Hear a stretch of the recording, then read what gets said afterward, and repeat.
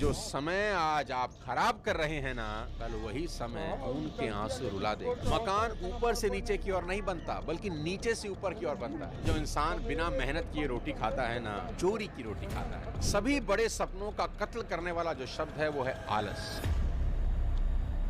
साथियों, कभी सोचा है कि इंसान नंगा ही क्यों पैदा होता है? इस एक बात को आज गहराई से सोचना कि पैदा होते वक्त किसी भी इंसान के तन पर वस्त्र नहीं होते। प्रकृति उसे कुछ नहीं देती, खाली हाथ भेजती है। होना तो ऐसा चाहिए था कि इधर बच्चा पैदा हुआ, उधर कुदरत ने आसमान